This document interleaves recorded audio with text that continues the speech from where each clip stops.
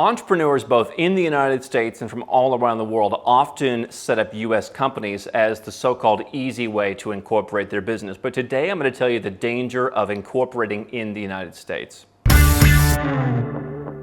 These dangers apply to you whether you're an American or whether you're a foreigner. And so I want you to reconsider understanding all the nuance that comes with setting up a company in the U.S., whether that's an S Corp, a C Corp, or an LLC, and we're going to go through what you need to know. For the purposes of this episode, I'm going to assume that you are not someone who is raising venture capital where you're typically expected to have a Delaware C Corp. There are ways to reduce tax within that kind of structure. However, what we found with our clients in the past is it's often very difficult for them to get the investors and the other team members and their families on board. And so if you are raising money, this may not apply to you, and you may just have to suck it up with that C Corp. But obviously the biggest challenge for folks setting up U.S. companies is that you are, in many cases, forced to pay U.S. tax. So if you're a U.S. citizen, then a U.S. company is by default going to be taxed in the U.S. no matter what kind of company you set up. If you are living in the United States, whether you're a citizen or whether you're just someone doing business there, maybe you moved there as an entrepreneur, then you're going to pay tax. And so you can look at relocating in those cases. If you're living in the United States, you can go offshore. And if you're not an American, then you can cancel your green card, you can give up your E-2, maybe you don't even need to do that. You can live offshore and you can change your tax home. If you are an American, you can go overseas and dramatically reduce your tax using the new rules in place. So the first challenge is if you're living in the United States, a U.S. company may be what you need. However, the inherent danger is you're paying tax because that business is in the U.S. when maybe it doesn't have to be. But let's talk about folks who are Americans living overseas, and let's talk about foreigners who are using U.S. companies. And the challenge I see, there are some use cases for U.S. companies. We have recommended them to some of our clients in holistic planning. But there's a lot more nuance. And so people look at the United States, and first things, if you're not from there, you think, the IRS, they're not that sophisticated, they're not going to find me. They are pretty sophisticated, and they're getting more sophisticated as they staff up. They will find you. It may be a matter of years before they find you. People think, I did this tax thing and it's been a month and they haven't said anything, it should be fine. People get letters 5 and 6 years later. So people underestimate the IRS. We encourage full compliance. We encourage proper planning. And so I think a lot of foreigners think, the U.S. is made out to be so easy. It's pitched as this tax haven for foreigners. How hard can it be? The other issue is that you have to have more nuance, and we'll get to the LLCs in a moment. People often misuse U.S. LLCs, what I call naked U.S. LLCs, and they get themselves into a lot of problems by setting up these structures. Because they get the classic offshore pitch where some guy in the United States says, if you don't have a U.S. trade or business, you won't be sucked into the tax net. And we see people continually do the wrong things, not filing tax returns, not filing informational returns. And so if you're going to be in the U.S., you're going to have a higher information burden. You're going to have some kind of accounting burden. This is not like setting up your company in the British Virgin Islands or in the UAE free zone. It's not even as simple as setting up in Hong Kong and claiming a Hong Kong offshore exclusion. It requires a little bit of extra work, and they have ramped up the penalties if you don't do it. So my name is Andrew Henderson, the founder of Nomad Capitalist. We help 7- and 8-figure entrepreneurs and investors who want to legally reduce their taxes in their business and their portfolios, who want to increase their freedom with things like dual citizenship, which puts you back in the driver's seat, and who want to grow their opportunities overseas. And we create holistic plans for folks who want to map out all the jurisdictions involved. And so if you are an American or if you're leaving the United States, again, we're going to talk today about the nuance of having your company based in the U.S. Let's talk about S Corps. If you are an American, if you're a U.S. taxpayer, you can use an S Corp. The biggest challenge that I see here, we don't see too many of these come across our desk. The biggest challenge here is people have accountants in the United States that convince them, hey, if you set up this S Corp, you can save a few points in tax.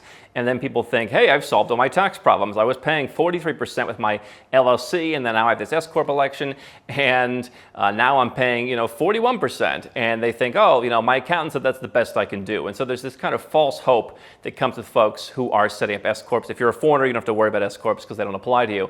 But if you're living in the United States, stop thinking that you have to have your business in the United States. The danger is, sure, you live in the U.S., you're going to be taxed in the U.S. That's how U.S. taxes work. If you live there, you're going to pay. Even if you set up your company in Belize, the British Virgin Islands, the Marshall Islands, any of those tax havens, if you live in the U.S., it's going to be taxed as a U.S. company. So the S Corp, to me, just lures people in where they're saving a few percentage points, and I think that's the best they can do. Let's talk about the C Corp. You saw companies like Stripe with their Atlas service promoting C Corps for a long time, and I think that was largely for folks who wanted to raise funds. So Delaware C Corp, that's what the venture guys want to invest in. But let's just say you're an average business owner like myself who has a consulting business, has a drop shipping business, has an e-commerce business, has any kind of service, SaaS, whatever it may be, where you don't necessarily need to raise funds and people don't expect to have a C Corp. If I'm investing in a company, I don't expect to invest in a Delaware C Corp because I would rather have the tax savings and have the better operational efficiency than have things set up in Delaware just because I'm familiar with that. But the challenge with the C Corp, and we've seen this with some folks recently, is people have this misunderstanding that a C Corp is not the same as an LLC. C Corps pay tax in the United States at the corporate tax rate. And so if you are a foreigner and you're outside of the U.S. tax system, keep in mind if you live in the United States and you trigger, let's say, the substantial presence test, or you don't have a closer connection to benefit from, and so you become a U.S. taxpayer by simply living there, or you get a green card and you're doing business there, or if you're a citizen, you're a U.S. taxpayer, and so all these same things apply to you. If you are not in the U.S. tax system, you can take out a salary from your C Corp, and potentially that could be tax-free. If you're going to take out dividends, it's going to depend on where you live. But C Corps can be relatively friendly for your side. But if you're the owner and the employee, why wouldn't you want to have all the compensation go to you? So a C Corp is going to take the corporate tax rate right off the top, and then potentially you'll be able to get a bunch of money out of the company at 0%. But why do that? It's like people want to set up companies in Estonia, for example, because they got sold on Estonia for some reason. Estonia may not tax you up front the way the U.S. does, but they will eventually get around to taxing you when you distribute the money. Why not just go where you're treated best and set up in a jurisdiction where the tax is zero if you're not going to be living in the United States? And so for a C Corp, you pay the corporate tax rate. If you're not raising funds from people, you're going to have to file a C corporation tax return. You're going to have to pay. Now, can you have a C corporation as part of a global structure? Yes, you can. Let's say you're going to hire folks in the United States and your business is already offshore. You may use a C corporation to house staff, to not have them clouding your offshore organization, which might have U.S. tax liability if it hired U.S. workers. So a C corporation is part of a global network of structures with a headquarters offshore in a place like the UAE or some other low or zero tax haven. Sure, that's fine. But the C Corp is your entire global structure because somebody said, oh, C Corps don't pay U.S. tax. Well, that's simply wrong. Okay? And so if you are living in the United States, I'm not giving you tax advice, but generally speaking, the idea of double taxation is not very appealing if you are the owner or the shareholder and you're the person running the business. But if you're living overseas, I think that they are widely incorrectly marketed, the idea of a C Corp. You're going to have tax obligation, you're going to have a filing obligation. Now, the more common structure people look at is LLCs. Again, in the scope of a global structure, these can be fine.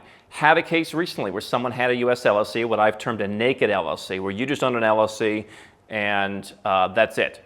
If you are a U.S. person, people live in the United States, they use LLCs to have liability and to simplify their taxes. You're still paying very high taxes. Those are the folks that we help. So if you have an LLC in the United States and that business can run internationally, you can move overseas. You could potentially keep that LLC open to keep collecting money. And so if people want to pay you in the United States, you have American customers, you need ACH payments, LLCs can fit in.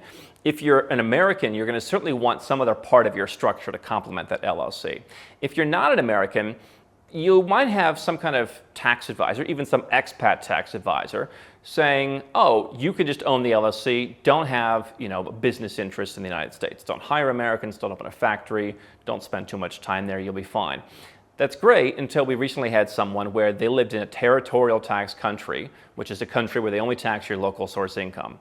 And so someone took advice from a U.S.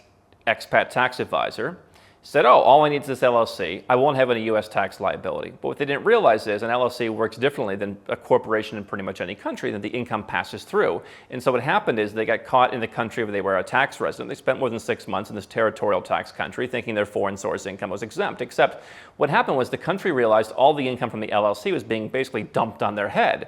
And so they determined that was no longer really foreign source income. They said, well, this income is all yours now as a shareholder. And so if they would have followed my advice and not had that LLC be naked, had some kind of foreign corporation to collect that money as part of the LLC structure, then they would have prevented that because the company would have said, okay, or the country would have said, the money from your LLC just flowed into some other entity. And so the idea of the naked LLC that's promoted by U.S. tax advisors to their non-U.S. clients saying, oh, it's so easy for you guys who aren't Americans to run LLCs, is often a challenge. What we'll also see is people who run LLCs, whether part of just naked LLCs or part of a global structure, where they will employ people in the United States, and they will often thread the needle. Either they'll have just people who are obviously employees, they meet the IRS test for being an employee, or they're like, oh, they're a contractor, but really they function as an employee.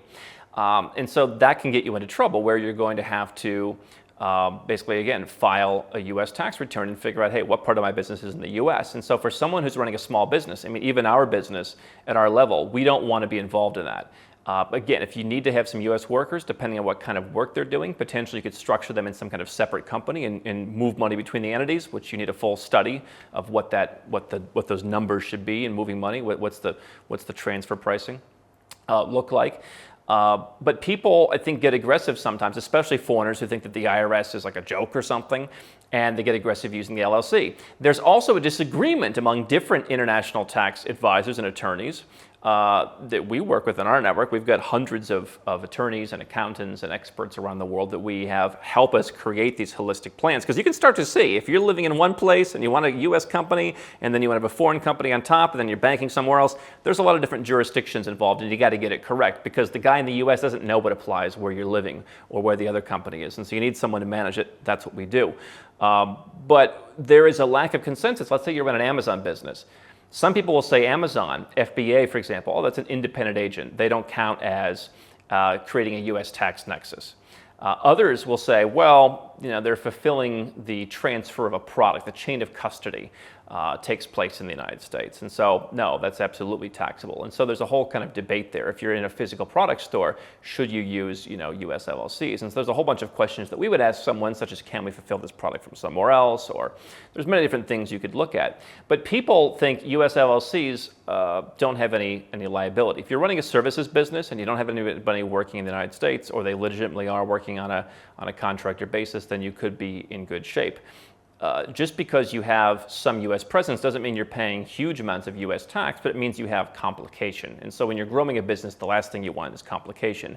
And so for that reason, the danger of starting a company, whether it's a C Corp or whether it's an LLC, that are marketed, again, particularly to foreigners or to Americans who already have businesses and are going offshore, is that there's too much nuance involved. I'm not saying don't have these companies in your structure. We do it quite frequently. But if you're running an LLC, you need to file Form 5472 informational return. They have jacked the penalties up. And so there are people out there who nobody ever told them they've got to file an informational return. It's been a deal for 5 or 6 years now. And so you could have huge penalties. There's other issues where people have multiple LLCs you can use to dissect businesses under one foreign company. And then one U.S. LLC has a risk, and theoretically that risk could spread to the other LLCs. And so you can use U.S. companies to your advantage because they are relatively affordable to start up. And so if you wanted to have like different divisions of your company, it's cheaper to set up different LLCs underneath a foreign structure to expand. But you're going to have to file informational returns. If you have U.S. connections, and sometimes that can be debated, what that is. Again, if you're shipping products from the U.S., even if it's from a third party, there are questions there. None of this is tax advice, of course. But you want to analyze what's really going on. And so for the average consulting business that accepts wire transfers, and that everyone's just located outside of the US and potentially outside of other Western countries, that's the easiest business to run because the services are fulfilled from a place where you can control, and that's pretty straightforward. If you don't need to take credit cards, that's pretty easy to do. Once you start introducing credit cards, and maybe people want to pay you, in the U.S. or in some other Western country, once you start having, products being shipped, that's when the nuance really comes into play. So, if you're just running an extremely simple business, you can probably cut the U.S. out entirely. If you're running a business that relies on payment processing in the U.S., if you're an American who's got an LLC that's already structured and you just want to move overseas and add that to your global structure, that can be used clearly. But you're going to have to build a structure around it. You're going to have some nuance. And so the question is, how much nuance do you want when putting together a global structure? I wouldn't say go too far to the other side and just say, I'm going to incorporate in the Marshall Islands where there's no requirements to file anything. Yeah, good luck getting a bank account to get the money, right? I mean, people who have companies in places like the Marshall Islands sometimes add U.S. elements because they want to keep the Marshall Islands or Belize, but nobody will help them. Nobody will help them bank. This is the piece I think a lot of expat tax advisors miss is they're very slick on the U.S. tax side. They don't look at the foreign tax side, and they don't look at the logistics tax side. And so U.S. structures, particularly LLCs, can be helpful in the context of a greater structure. My general advice is, if you can avoid taking credit cards, which I think a lot of businesses, especially in the consulting space, could do if they actually just tried. Their customers might be willing to do that. If you could avoid hiring people in the United States, or if Americans were willing to move outside of the United States, that would make your life a lot easier. But those are some of the dangers to be aware of. And so I try to give you kind of a taste of the things you should be thinking about. Again, there's no one right answer. There's no answer of, yes, everyone should have this U.S. structure. I think anyone who tries to say that is making things overly simplistic, and that includes people who are U.S. tax attorneys, U.S. accountants who tell you, hey, you know, this one structure that works for everybody is easy. That's not how it works. If you want help creating a holistic structure to deal with American customers, if you aren't American, if you're leaving the United States, whatever you have, you can go to nomadcapitalist.com and we'd be happy to help you. If your business makes $500,000 a year or more, or if you've got a net worth of $1 million a year or more, we're going to ask you hundreds of questions. We're going to bring in different accountants and attorneys in varying situations to figure out what needs to be done and coordinate across all the different jurisdictions. Because I will tell you this, the United States should not be the only jurisdiction, in my personal opinion, as someone who has companies around the world, as someone who's seen these structures, it should not be the only one. You need to have a multi-part structure if you're going to involve the U.S. And so that's where the holistic planning comes into play.